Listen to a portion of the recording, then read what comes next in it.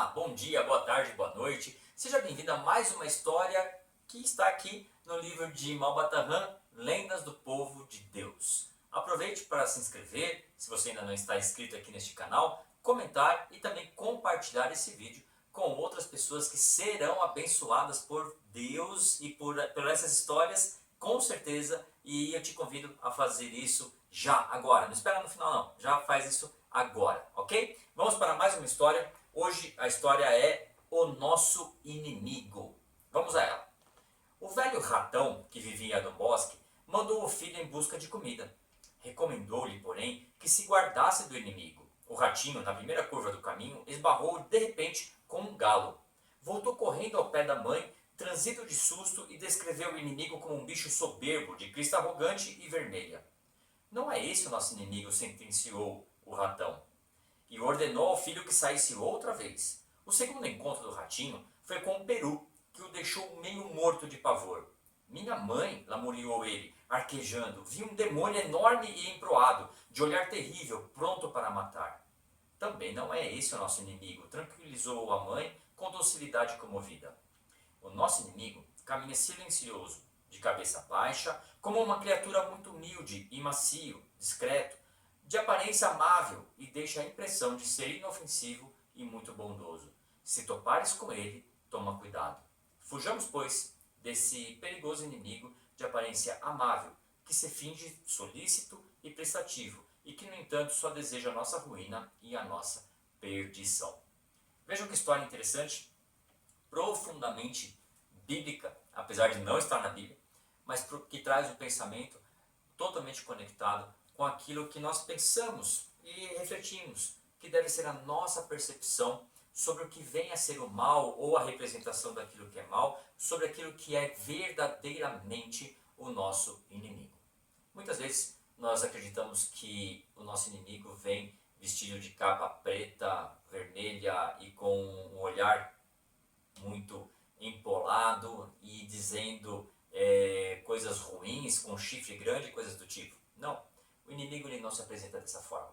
Muitas vezes ele se apresenta de uma forma amável, para nos enganar, para nos desviar do nosso foco, para levarmos verdadeiramente ao que é pecado. E o que é pecado? É desviar do foco, é errar o foco. Isso é pecado. E o nosso inimigo, como nós sabemos, e você deve saber também, que o nosso inimigo, como a Bíblia diz e nos ensina, não é a carne e não é o sangue. Ou seja, não são outras pessoas. Não são aquelas pessoas que muitas vezes se levantam contra nós, que muitas vezes estão no nosso caminho como parecendo dispostas a nos atrapalhar, a nossa jornada, a nossa caminhada. Não, não confunda essas pessoas com o nosso verdadeiro inimigo.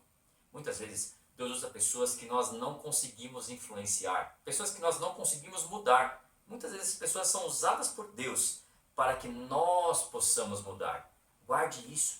A pessoa que você menos consegue mudar é usada por Deus para que você seja mudado, para que você possa crescer e amadurecer. Então fique tranquilo, aquela pessoa que muitas vezes parece que está no seu caminho, na sua vida, só para te atrapalhar, pode ser que Deus a colocou apenas como uma pessoa que serve um grande propósito de Deus, que é criar amadurecimento na sua vida, na sua própria vida, na sua própria jornada. O nosso verdadeiro inimigo, ele vem fantasiado de grandes oportunidades. Ele vem fantasiado de grandes achados, de grandes encontros, justamente para nos engodar, para nos distanciar da caminhada, para nos distanciar do alvo que temos na nossa jornada. O alvo é Cristo, o alvo final é Cristo, mas com certeza Cristo tem alvos na sua jornada, na minha jornada, alvos que devem ser alcançados, checkpoints que nós precisamos passar por eles no nosso caminho. E o nosso verdadeiro inimigo, ele vem disfarçado de coisas belas para nos atrair. Alguém disse que por não conseguir acabar com a ideia do inferno, o diabo enfeita o caminho. Eu acredito nisso. Muitas vezes na nossa caminhada é necessário que passemos por caminhos que parecem sinuosos, estranhos e até perigosos. Mas isso pode ser que faça parte do aprendizado que a vida nos reserva, do aprendizado que Deus permite que eu e você passemos, para que não fiquemos no mesmo status de maturidade, mas que aprendamos novas habilidades, aprendamos novas capacidades, desenvolvamos novas capacidades para irmos mais longe na nossa jornada. Ao contrário disso, o verdadeiro inimigo muitas vezes quer nos convidar a ficarmos passivos, a ficarmos distraídos com a paisagem muitas vezes, distraídos com algum momento de bem-estar, distraídos com algum momento de comer aquilo que nos agrada, enquanto que a verdadeira jornada nos atrai para desafios talvez inéditos. Então, se na sua vida você está passando por alguns desafios que você não imaginava passar, que você nunca planejou passar, fique tranquilo. Pode ser que seja permissão de Deus para que você amadureça, para que você cresça, para que você possa ser treinado para ir muito mais além na sua jornada. Então, não despreze o dia das grandes tormentas, o dia das jornadas difíceis, o dia que parece que você andou pouco, mas que talvez você esteja, na verdade, treinando e forçando os seus membros a se fortalecerem, a estarem mais prontos para irem mais longe na jornada. Afinal, se a nossa vida fosse totalmente linear, sem nenhum tipo de surpresa, sem nenhum tipo de diferença entre um dia e outro, que vida seria essa? Imagine, que vida monótona. Mas a nossa vida, ao contrário disso, ela é permeada de dias diferentes uns dos outros.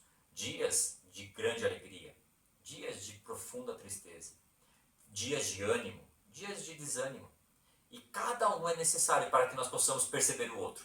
Se todos os dias fossem felizes, você não perceberia a felicidade. Assim é necessário que um dia de alguma tristeza seja intercalado ao tempo de felicidade, para que quando a felicidade vier, você possa percebê-la. Se todos os dias fossem chuvosos, não perceberíamos mais a chuva. Se todos os dias fossem de sol, talvez sofrêssemos pela falta da chuva. Assim é a vida.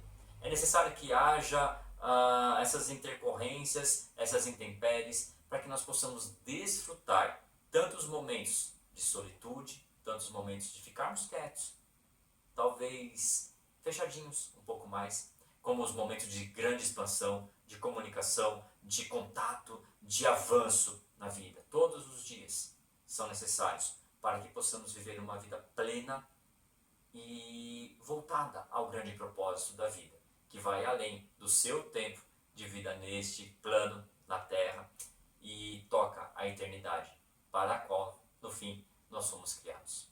Essa história do ratão nos mostra, então, que muitas vezes aquela presença estranha no nosso caminho, que parece ser um grande inimigo, na verdade só é uma grande distração.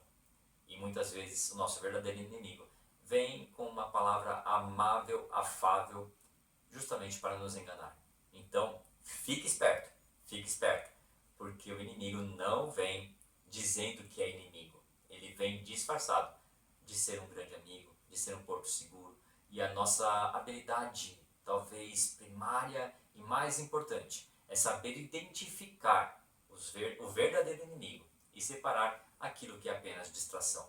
Vivemos num tempo de grandes distrações. Cuidado! Muitas vezes nós focamos em inimigos imaginários, em grandes moinhos de vento. Se você leu Cervantes, você sabe do que eu estou dizendo.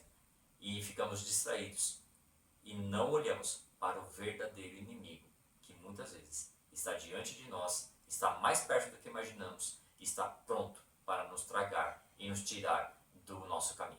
Que Deus te abençoe, que Deus te guarde, que Deus abra os seus olhos e a sua percepção espiritual, sua audição, seu tato espiritual estejam abertos para que você perceba o verdadeiro inimigo e não se distraia com os falsos inimigos. Deus te abençoe e eu te espero aqui na nossa próxima história.